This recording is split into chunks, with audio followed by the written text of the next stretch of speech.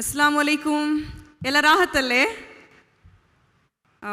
ಇವತ್ತು ಯಾವಾಗಲೂ ನನಗೆ ಬ್ಯಾರಿ ಕಮ್ಯುನಿಟಿಯನ್ನು ನೋಡುವಾಗ ಬಸವಣ್ಣನವರ ಒಂದು ವಚನ ನೆನಪಾಗ್ತಾ ಇರುತ್ತೆ.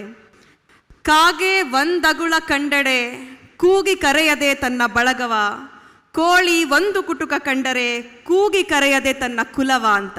ಅಂದರೆ ನೀವೆಲ್ಲಾದರೂ ನೋಡಿ, ಬ್ಯಾರಿಗಳು ಯಾರಾದರೂ ಒಂದು ಇಬ್ಬರಿದ್ದಾರೆ ಅಂತ ಅಂದರೆ ನೆಕ್ಸ್ಟ್ ಇನ್ನೊಂದು ತಿಂಗಳು ಬಿಟ್ಟು ಹೋಗುವಾಗ ಇಡೀ ಅಲ್ಲಿ ಇನ್ನೊಂದಷ್ಟು ಜನ ಬ್ಯಾರಿಗಳು ಬಿಸ್ನೆಸ್ಗಳಲ್ಲಿ ತೊಡಗಿಸ್ಕೊಂಡಿರ್ತಾರೆ, ಅಥವಾ ಓದುವ ಸ್ಥಳದಲ್ಲಾಗಿದ್ರು ಅಷ್ಟೇ.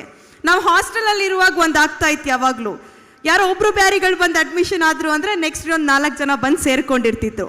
ಅಂದರೆ ಆ ಒಗ್ಗಟ್ಟು ಒಂದು ಸಾಂಸ್ಕೃತಿಕ ಸಮುದಾಯವಾಗಿ ಯಾವ ರೀತಿ ಒಂದು ರಚನಾತ್ಮಕವಾಗಿ ಬೆಳಿಬೇಕು ಅನ್ನೋದಕ್ಕೆ ಬ್ಯಾರಿ ಸಮುದಾಯ ನಮ್ಮೆಲ್ಲರಿಗೂ ಉದಾಹರಣೆ ಆಗಿದೆ. ಹೊರಗಿನಿಂದ ನೋಡುವ ನಮಗೆ ನಾವು ಬ್ಯಾರಿಗಳಿಂದ ಕಲಿಯೋದು ತುಂಬ ಇದೆ ಅನ್ನುವಂಥದ್ದು ಪದೇ ಪದೇ ಅನ್ನಿಸ್ತಾ ಇರುತ್ತೆ. ನಾನು ಬ್ಯಾರಿಗಳ ಕಾರ್ಯಕ್ರಮಕ್ಕೆ ಹೋದಾಗೆಲ್ಲ ಒಂದು ರೀತಿಯ ಸ್ಫೂರ್ತಿಯನ್ನು ತೆಗೆದುಕೊಂಡು ಹೋಗ್ತೀನಿ ನಮ್ಮ ಸಮುದಾಯಗಳನ್ನು ಗಟ್ಟಿ ಮಾಡೋದಕ್ಕೆ. ಬ್ಯಾರಿಗಳಿಂದ ಈ ಕರ್ನಾಟಕದಲ್ಲಿ ಇರುವಂತಹ ಬೇರೆ ಬೇರೆ ಮುಸ್ಲಿಂ ಸಮುದಾಯಗಳು, ಸಾಂಸ್ಕೃತಿಕ ಸಮುದಾಯಗಳು, ನದಾಫ್ ಆಗಿರಲಿ, ಪಿಂಜಾರ್ರಾಗಿರಲಿ, ಬಾಗವಾನ್ರಾಗಿರಲಿ, ಇವರೆಲ್ಲರೂ ಕೂಡ ಕಲಿಯುವಂಥದ್ದು, ನಾವೆಲ್ಲರೂ ಕೂಡ ಕಲಿಯುವಂಥದ್ದು ತುಂಬ ಇದೆ.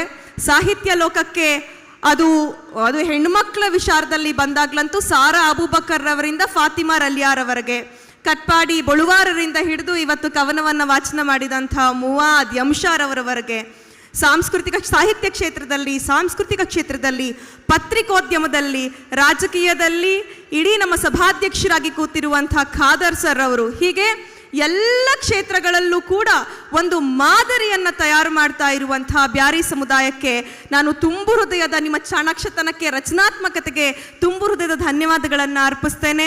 ಜೊತೆಗೆ ನನಗೆ ಯಾವಾಗಲೂ ಅದು ಹೋರಾಟದ ಸಂದರ್ಭಗಳಾಗಿರಲಿ ಅಥವಾ ರಾಜಕೀಯದ ಸಂದರ್ಭದಲ್ಲಾಗಲಿ ನನ್ನನ್ನು ಯಾವತ್ತೂ ಹೊರಗಿನವಳಾಗಿ ಇಡದೆ ಈ ಸಮುದಾಯ ನನ್ನನ್ನು ತಂಗಿಯನ್ನಾಗಿ, ಮಗಳನ್ನಾಗಿ ಬೆಳೆಸಿದಿರ. ಈ ಪ್ರೀತಿ ಸದಾ ಕಾಲ ಇರಲಿ ಅಂತ ಹೇಳ್ತಾ ಈ ಬ್ಯಾರಿ ಸೆಂಟ್ರಲ್ ಕಮಿಟಿಯ ಎಲ್ಲ ಪದಾಧಿಕಾರಿಗಳಿಗೆ ತುಂಬು ಹೃದಯದ ಧನ್ಯವಾದಗಳನ್ನು ತಿಳಿಸ್ತಾ ಇದ್ದೇನೆ. ಅಸ್ಲಾಂ ವಲೈಕುಂ, ಜಜಾಕಲ್ಲಾ.